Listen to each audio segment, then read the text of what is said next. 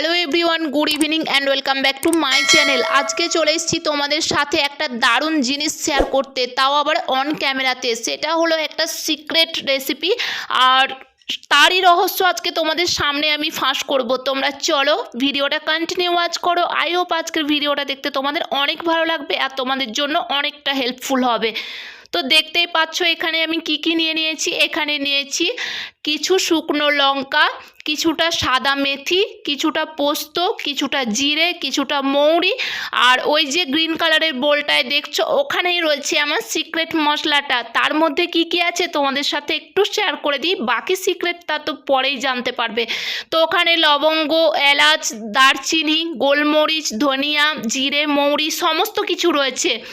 তো এই দেখো আমি ভালো করে কড়াইটাকে গরম করে নিয়ে সমস্ত জিনিসগুলো একসাথে দিয়ে আমি ভালোভাবে ড্রাই রোস্ট করে নেব। ঠিক আছে, এটা যতক্ষণ পর্যন্ত না একটা স্মেল আসবে ততক্ষণ পর্যন্ত এটাকে ভালোভাবে ড্রাই রোস্ট করে নেব নাড়াচাড়া করে।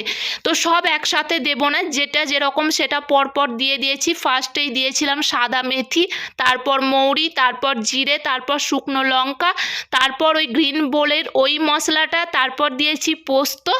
আর এবারে ভালো করে সুন্দর করে নাড়াচাড়া করে গ্যাসের ফ্লেমটা অফ করে নিলাম। তারপর ওটা ভালোভাবে ঠান্ডা করে নিতে হবে, যেহেতু ওটা গরম ছিল তাই ওটা খুব সুন্দরভাবে ঠান্ডা করে নিয়েছি একটা মিক্সির জারে।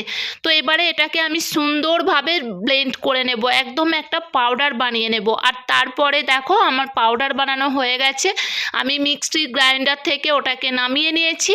তারপর এটাকে আমি একটা ছোট্ট কাচের শিশির মধ্যে ভরে রাখবো, যেটা অনেক দিন পর্যন্ত ভালো থাকে। এই মশলাটা কাচের শিশিতে রাখলে বেশ অনেক দিন ভালো লাগবে, 1 মাস 2 মাস পর্যন্ত এটা ভালো থাকবে। যতদিনে না মশলাটা ফুরোবে ততদিনে তো আর নতুন করব না, এটা অনেক দিন পর্যন্তই ভালো থাকবে।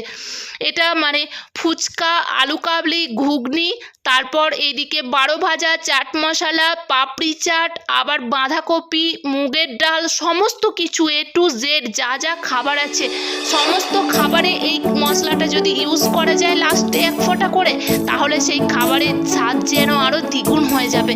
তোমরা একদিন এই রেসিপিটা বাড়িতে ট্রাই করো আর তারপর আমাকে কমেন্ট করে জানিও কেমন লাগলো তোমাদের ভিডিওটা।